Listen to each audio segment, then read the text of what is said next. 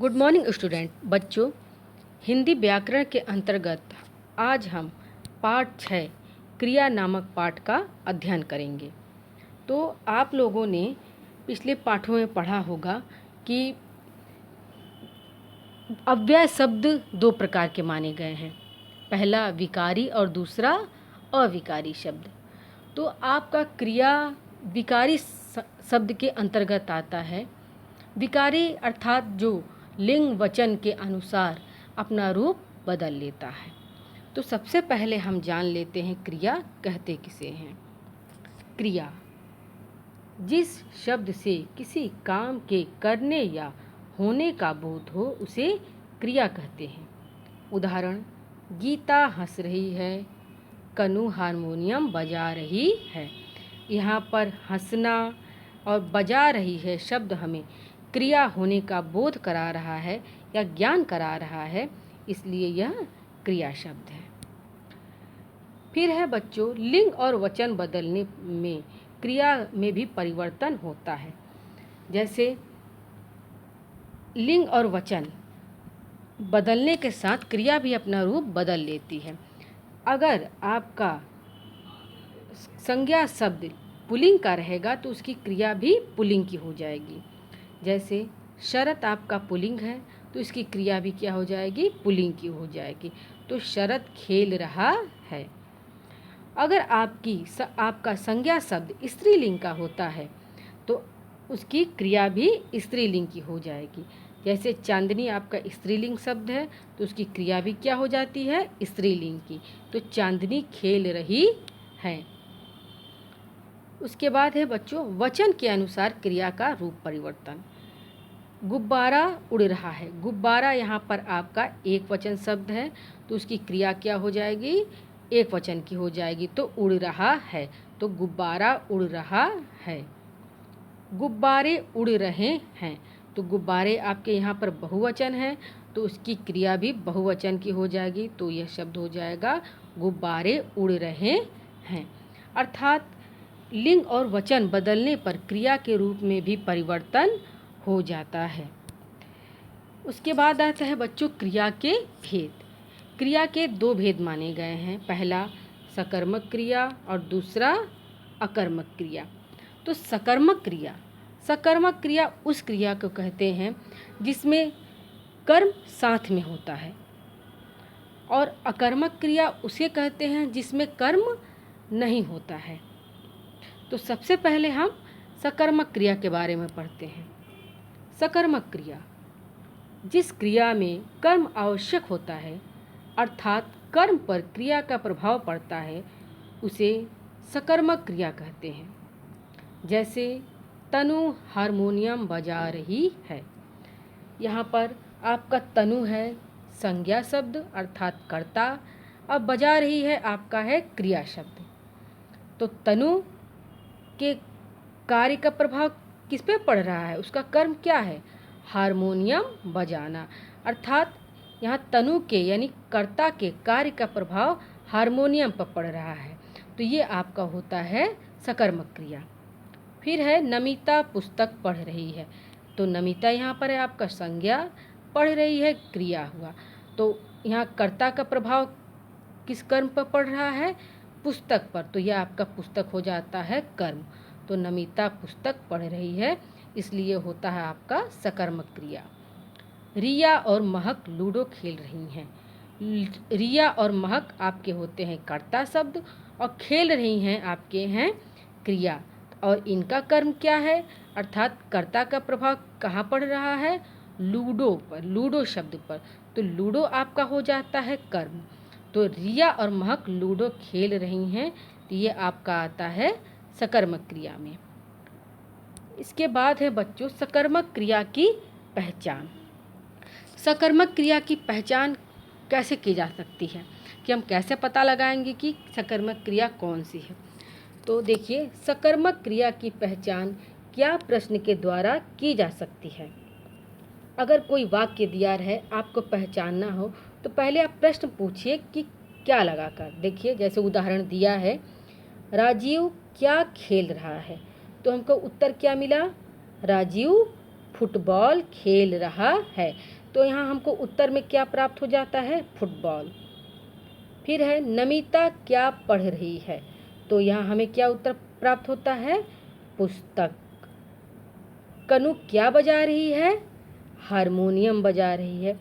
अर्थात अगर हमें क्या प्रश्न करने पर उत्तर प्राप्त हो जाता है तो उसे कहते हैं हम सकर्मक क्रिया। कहीं कहीं बच्चों एक ही वाक्य में आपने देखे होंगे कि दो कर्म पाए जाते हैं, तो वहाँ हम कैसे जानेंगे कि वो सकर्मक क्रिया है? जैसे देखिए, कुछ सकर्मक क्रियाओं में दो कर्म पाए जाते हैं, तो जिन वाक्यों में दो कर्म पाए जाते हैं उन्हें कहते हैं द्विकर्मक क्रिया।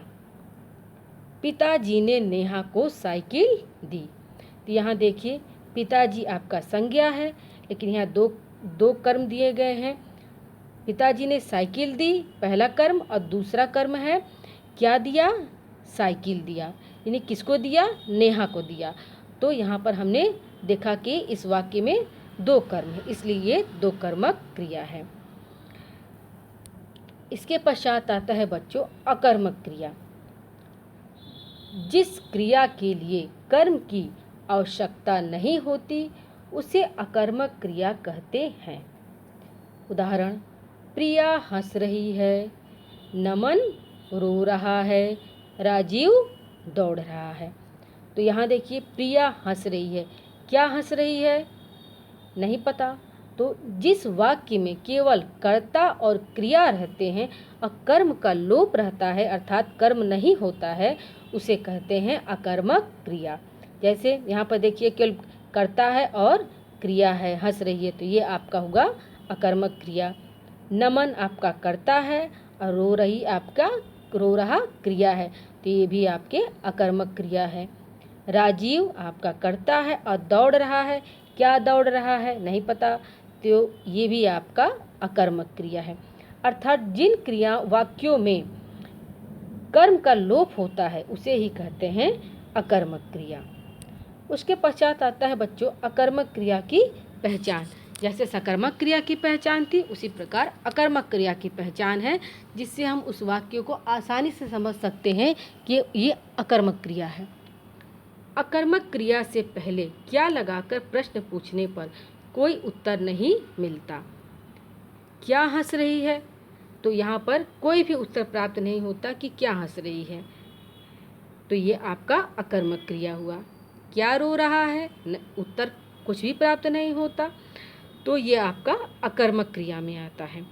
अर्थात अगर हम क्या और क्यों लगाकर प्रश्न पूछे और उस प्रश्न का जब हमें कोई उत्तर प्राप्त नहीं होता है, तब वहाँ अकर्मक क्रिया होती है।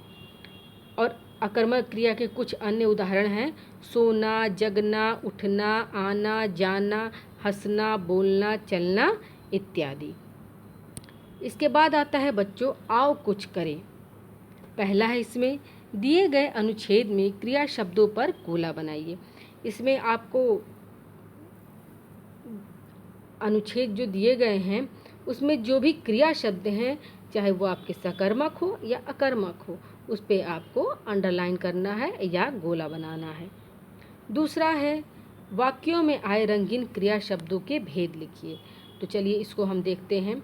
कनिका कमरा साफ कर रही है, तो यहाँ कनिका क्या हो गया? आपका कर्ता हो गया, और साफ कर रही है ये आपकी क्रिया हो गई। लेकिन क्या साफ कर रही है? तो कमरा। तो यहाँ पर हमें उत्तर प्राप्त हो गया कमरा, तो ये आपका आता है सकर्मक क्रिया के अंतर्गत। दूसरा है गीता हंस रही है। गीता आपका हो जाता है कर्ता, हंस रही है क्रिया, लेकिन क्या हंस रही है? उत्तर हमको प्राप्त नहीं होता, तो ये आपके आता है अकर्मक क्रिया के अंतर्गत। बच्चे सो रहे हैं, ये आपका अकर्मक क्रिया। चंद्रिका समोसा खा रही है, समकर्मक क्रिया। वृक्ष पर फूल लगे हैं, सकर्मक क्रिया। इसके बाद है पश्चात है बच्चों लिंग और वचन के आधार पर वाक्य पूरा करो। तो सबसे पहले आपको लिंग के आधार पर इसको क्रिया बदलनी है, उसके पश्चात वचन के आधार पर।